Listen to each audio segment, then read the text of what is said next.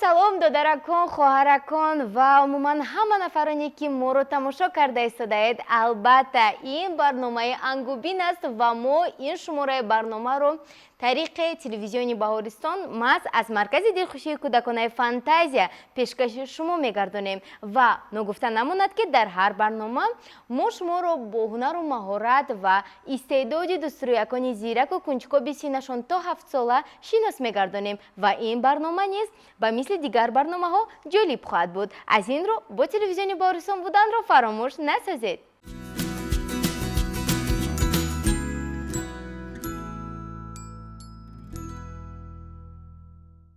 қаҳрамони барномаи имрӯзаамон Омина мебошад. Ӯ ҳанӯз 6 сола аст ва хеле духтараки оромтабиат мебошад. Вале новобаста ба ин вай аллакай шеърҳои зиёдро азёд кардааст ва метавонад хеле хуб дар бораи ҳама мавзӯъ бо мо суҳбат кунад ва бояд гуфт ки ӯ аллакай барои озмуни ҷумҳуриявии фуруғи субҳи донои китоб аст омодагӣ дидааст ва биед бо худи ӯ аз наздик шинос мешавем. Салом Омина. Салом. Салом Омина, акнун ман ба шумо тавсия медиҳам ки шумо хеле хурсанд шавед ва чеҳраатонро кушед, зеро ҳама тамошобини телевизиони Баҳористон, дугонаҳоятон, хешу таборатон ҳама шуморо тамошо карда истодаанд. Аз ин рӯ биед нақсакай худатонро муаррифӣ кунед. Ман Каримзода Омина ва 6 сола мебошам. Каримзода Омина 6 сола мебошад. Ба боғча меравед? Бале. Офарин. Омина, акнун мегуфтед ки дар оилаатон чанд нафаред? 7 нафар. Падарам, модарам, 3 апаям, хоҳарам ва худам. Офарин. Яъни оилаатон калон будааст, а? Хуб, Омина, ана акнун мегуфтед ки дар бораи кадоме аз аъзоёни оилаатон шеър медонед? Ман барои падарам, модарам, хоҳарам ва худатон, а? ва бибиям. бибиятон. Боз ман фикр кардам ки дар бораи худатон ҳам шеър медонед. Хуб, аз ки оғоз кунем? Аз падаратон ё ки модаратон? Аз бибиям. Аз биби. Марҳамат. Бибиҷонам меояд, дию ҷонам меояд, аз рӯи дур меояд, ба зур меояд. Бибим ояд мухурсанд, кистаҳояш пури қанд, мавизу мағз меорад, чистои нағз меорад. Гапои бибим ширин, камбарин аз савбарин. Бибим кони афсона, бибиҷонам ягона. Равам кӯпача орам, болини пар гузорам, ҷоя ки нар бимонам, бибиҷона шинонам, хафа шуда намонам. Бибиҷони хушрӯям, биби қиссагӯям.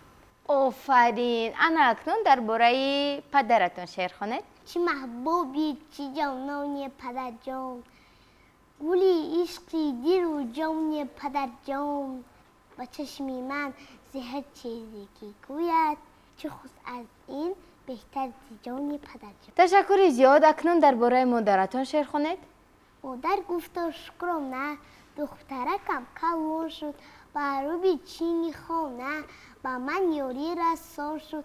Хонаҳоро мерӯад, дегу табақ мешӯбад, ба меҳмонон бо тазим хуш омадед мегӯяд. Пойафзоли меҳмонро мегирад аз пеши дар, он гоҳ худаш мекунад тоза болотаи тар. Офарин. Акнун гуфтед ки дар бораи хоҳаратон ҳам шеър медонед, а? Бале. Хоҳаратон чӣ ном дорад? Ясмина. Чанд сола аст? 6 моҳа. 6 моҳа. Хеле хурдакак будааст. Кани шеъри хоҳаракатонро гӯш кунем. Косаи чини дар бари нини, коса пур аст, нини ча хоб аст. Косаро сардор, оҳиста бардор, обаш нарезад, нини нахезад. Нини хобонӣ кори осон нест. Офарин. Хуб, ана акнун мегуфтед ки мо дар кадом давлат зиндагӣ мекунем? Мо дар ҷумҳурии Тоҷикистон мебошем. Офарин. Пойтахти ҷумҳурии Тоҷикистон кадом шаҳр буд? Шаҳри Душанбе. аҳсан. Дар бораи ҷумҳурии Тоҷикистон, шаҳри Душанбе ё ин ки ватан шеър медонед? Бале. Хуб, марҳамат. Эй ватани мо, ту дилрабоӣ, эй гулшани мо, ту дилкушоӣ. Барои моён меҳрубон модар, доди дабистон китобу дафтар. Беҳтарин. Дар бораи шаҳри Душанбе чӣ? Шаҳри Душанбе шаҳри номӯям, чун гул ту аз ман аз ту рӯям. Шаҳри Душанбе нози баҳорам, субҳи сафоят оина дорам. خیلی خوب. چون سخن را درباره وطن آغاز کردیم، قهرمانان جمهوری تاجیکستان را نامبر کردن میتوانید؟ بله. بیایید سر اول این خیلی میکنیم. رمزهای دولتی کدام هایند؟ نشان، پرچم و سرود نیست. آفرین. درباره پرچم جمهوری تاجیکستان از چند رنگ عبارت است؟ سرخ، سفید و سبز. چند رنگ شد؟ 3. 3 رنگ. آفرین. شعر میدونید درباره پرچم؟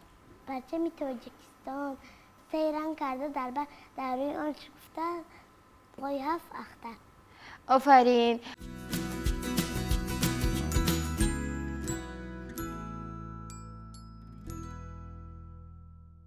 بینندگان عزیز، قید کردم به مورد است که امینه نیز به مثل دیگر اشتراکچیان برنامه با همراه خود یک رویخط مخصوص را آوردند و ما طبق آن همین رویخط با امینه سوال و جواب خواهیم کرد. شما آماده اید امینه؟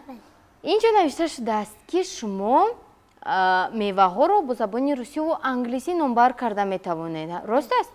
این طور باشد بیاید من میوه را خوب با زبان روسی، خوب با زبان انگلیسی و با زبان تاجیکی میگویم، شما باشد باید ترجمهش را کنید. می شود؟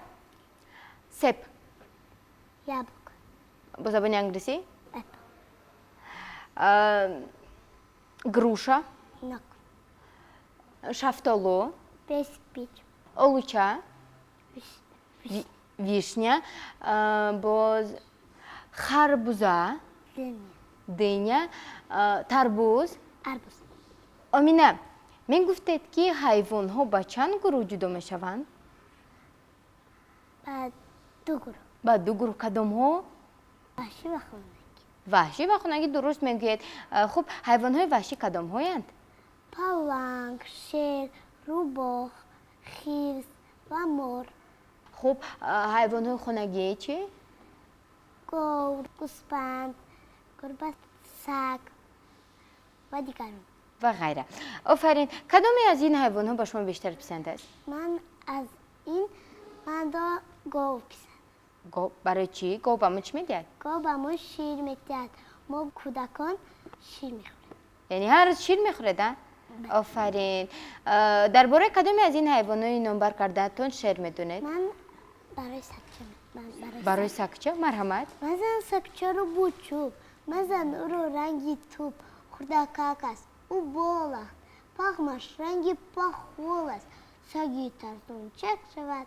گرگی گیرون چک شود. او تو دیگر نتوزد.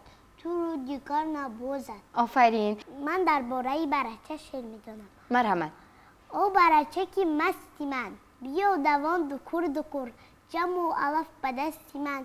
بیا بخور کمر نیایی میدیم به گاو که میخورد فشر فشور. اگر به آب تشنهی و جوید تپر تپر. شنیده مونکی میزنم به خیمچکش قصر کن. خیلی خوب. من درباره گربه هم میدونم. مرحمت. یا گربه خیلی ما کور خوبی در وی دیور. چو جنگونجیش چیک چیک شدون میوید نزوی. چوجا نیو یک سو ایست گربه همک جادم نیست. بهترین است. اینجا نوشته شده است که شما شعرها در موضوع آزاد میدونید و نام بود چونجانی آدم. نام بود چونجانی آدم. قوت و درمانی آدم. زیبی دسترخانی آدم. عزت مهمانی آدم. میپرستم نانی گندم. خوشهایش دانی گندم. بهترین. لولا. لالا های لالا. بلبل آمد به ناله. ققه زده کپکیمت از سر کوه یاله. نوروز و نوبهاران در پشت لاله زار سیره تو نرا بینر آسمان قطاره. کوه و دمن پراره باغ و چمن پراره. سوی خانه میدویم یک قدم پراره. خیلی خوب. و یک شعر دیگر هست. در بین سبززاران. در بین سبززاران 3 دانه لاله رویید. بزغاله تازه آمد. آنها را دید و بویید. میمون بچه‌اش را کرد در چوت سوار. پر شدن میخواهد چوجه موی چپار. در یک بینای بر هوا. در یک بینای بر هوا. اندر چهارمی اشیا. همسایه یکدیگرند. شادی و هادی جورجان. شادی خرابی قد بلند. هادی فربه لوند. هادی با گلها ریزد آب. خواندگاه و بیگاه کتاب. شادی ولی روزی در آن دست فکر و ذکر و خود خواب. هادی نباشد مادر است. بازی کند با دادرش. آفرین. شما از کلاسیکون غزل نیز میدونید ها؟ خب از سیدای نصفی. مرغ بی بال و پری دیدم دیلم آمد به یاد ناله جغز شنیدم منزلم آمد به یاد از فریب و وعده‌های او شدم راضی به مرگ شب همه شب دست و تیغ قاتلم آمد به یاد سیدا دیدم بر خاک آفتابی برگ لاله را تیغی ناحق خورده سید بسملم آمد.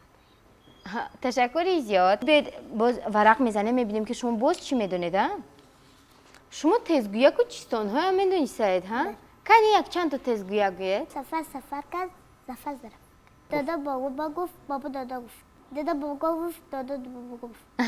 آفرین. خوب باز سه سبت سب سه در سه سبت سه سبت سب سب در سه سبت ندان دانون است ندان دانون پیتی رود میشی رود. کنی یگون چیستان گوید؟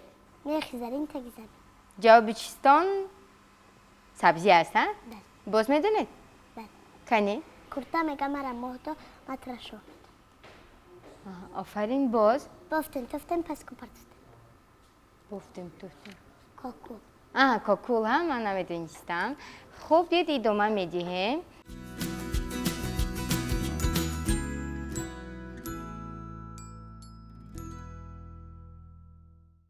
برای همه اون نفرانی که این زمان با ما پیوستند خاطر رسان میشویم که شما برنامه انگوبین را طریق تلویزیون بهارستان از مرکز دلخوشی کودکانه فانتازیا تماشا کرده ایستادید و باید قید نمود که مرکز دلخوشی فانتازیا درهای خود را برای شما و فرزندانتان باز کرده است و در اینجا بهترین شرایط ها برای استراحت و فراغت فرزندانتان فراهم آورده شده است. از این رو به هر یک شما توصیه میدیم که با مرکز دلخوشی فانتازیا آیید.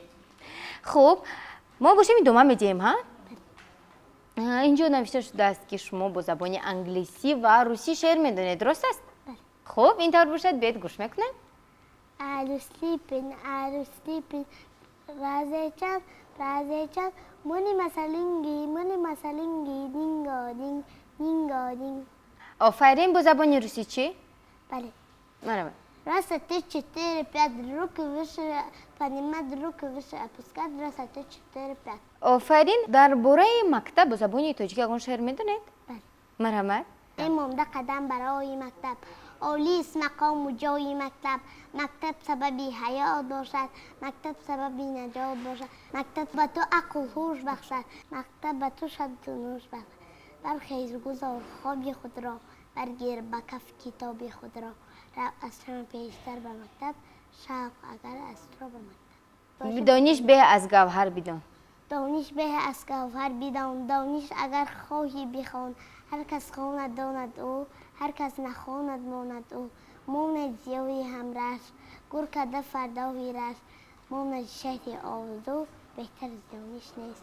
میخواید یگون شعر پسندیده خود را خوانید؟ کودک میگشت با قوطی خود در خیابانی لبی بحری کبود میتوانست چشمان او پربر مقصد پنهان او میدوید او هر طرف با جستجو سوی هر یک رهگذر آورده رو آگهی میداد 3 ماه پیشتر که آوردش او از موقعی دیگر او نریزانده از خونی ناف خود در همین شهری لبی بحری کبود گشت معلوم که افغان بچه است شاده و گمراه و نازان بچه است قاش معلوم که مهمان آمده مهمان از موقع افغان آمده گفتم این سیاه هندی کابلی کودک خودی و در حکم گلی جسم خودت را به پشت هندو کش کی هوا داد از چی میگردی خاموش. تشکر زیاد. بینندگان گرامی قید کردن به مورد است که این زمان آمینه پارچه را از دوستان سیاه هندی میرزا ترسونزاده قرائت نمودند و باید قید نمود که لحظه های جالب برنامه در پیش هستند. از این رو با تلویزیون بهارستان برنامه انگوبین و مرکز دلخوشی کودکان فانتازیا بودن را فراموش نسازید زیرا من و آمینه کوشش میکنیم دیگر جهت های استعدادی او را بهرتان پیشکش گردانیم و من باوری دارم که آمینه باز غیر از این دوستان های دیگر رو نیز از یاد کرده است. همین خیلی نه؟ یکون دوستان دیگر رو میدونید؟ قشلاق طلایی از میرسید نشکر مرحمت. نشستم دوش با مردی کهنسال عجب مردی خردمند بود و خوشحال بود از پامیر. مردی خردمند حکایت کرد بر من شاد و خرسند. شنیدم من حکایت های او را و نزد بنوشتم بر اینجا. شنیدم از پر این داستان را و در بشنیده از باباشان را. ولی با بعضی باباهای دیگر شنیدن این حکایت را برادر. در ایام جوانی دوستانم که محکم بود زوری بازوانم. برای سعد رو رفته بودم پی آهوی کوهی گشته بودم.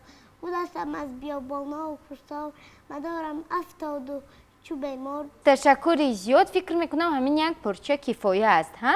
بله. دوامش را باشه در آزمون، یعنی در آزمون جمهوری فروغی سوبیدانه کتاب از قرائت خواهید کرد. خب ضرب المثل میدونید؟ بله. مرحمت. با ماشینی ما بشه با دکشن سیاه میشه. با ماشینی ما شویم با دکشینی سیاه شوی باز. کرتا میگه مرا مهدو مطرح شد. خب باز پوستی تر نمیسوزد. پوستی تر نمیسوزد. آفرین. یگان حکایه افسانه میدونید؟ یکی لطیفه چی؟ میدونید لطیفه؟ کنی گوید یک بار ما خندیم شما هیچ در دوام برنامه نخندیده ایستاده. مادر و پسرش میگوید نوشکه رو پس کن که کار میشینه. مادر جون من سرم. آفرین. یعنی علاقه دیر کرد مادر ها؟ شما موسیقی گوش میکنید؟ بله. رقص چی میکنید؟ راستش رو گوید. نقص میبینید ها؟ آفرین. موسیقی رو بلند گوش میکنید یا نه؟ بله. بعد مادرتون جنگ نمیکنه؟ نه؟ بهترین است. خب یکان حکایه یا اینکه افسانه میدونید؟ مرحمت. بود نبود خیز رو با و گربه خیز بود. آنها میگویند من فرزندم رو خیلی از همه دوست میدارم. منم از همه فرزندم رو دوست میدارم.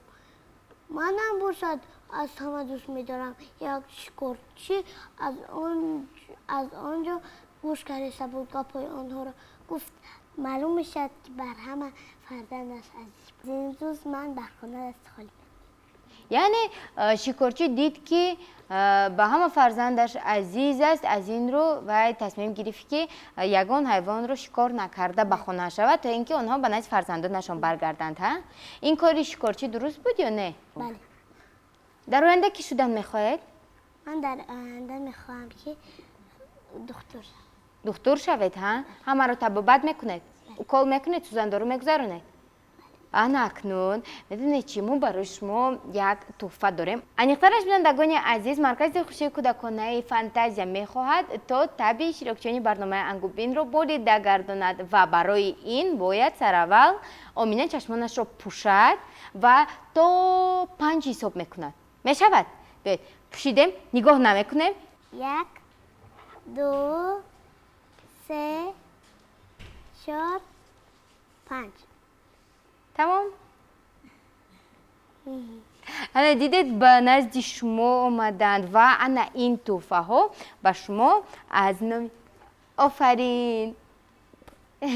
این تحفه ها به شما از نام مرکز خوشی کودکانه فانتازیا و باید گفت که این تنها تحفه نیست و انا اینش باشد سرتیفیکات مخصوص برای آمدن و استراحت و فراغت در این مرکز دلخوشی کودکانه. اینقدر شما میتوانید در دلخواه روز به اینجا آمدن یعنی بازی کنید و طبعتان رو بالید گردانید. مرحمت.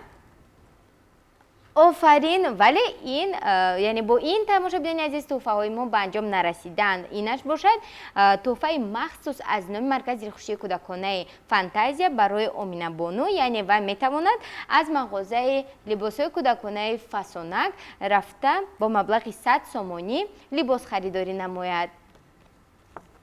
انا با شما و تماشاگران عزیز قید کردن به مورد است که مرکز دلخوشی کودکانه فانتازیا نه تنها برای اشتراکچیان برنامه انگوبین بلکه برای تماشاگران نیز تخفیف اعلان نموده است و شما نیز میتوانید در دلخواه روز به اینجا آیید و حتما از نام تلویزیون بهارستان سخن کنید و آنها برای شما تخفیف ایدونه انیقترش تخفیف خیلی کلان رو پیشکش خواهند کرد، زیرا آنها شما را انتظار هستند و ما شما را دوست می‌داریم و در همینجا فرصت آن رسیده است که با شما خیر خوش کنیم. خاطررسان میشیم که برنامه ما با اشتراک آمینه 6 ساله از شهر دوشنبه برگزار گردیده بود و ما تا برنامه های نوبتی با شما خیر خوش میکنیم. تا برنامه های نوبتی خود و نزدیکانتان را احتیاط کنید، زیرا ما همه شما را دوست می‌داریم. خیر.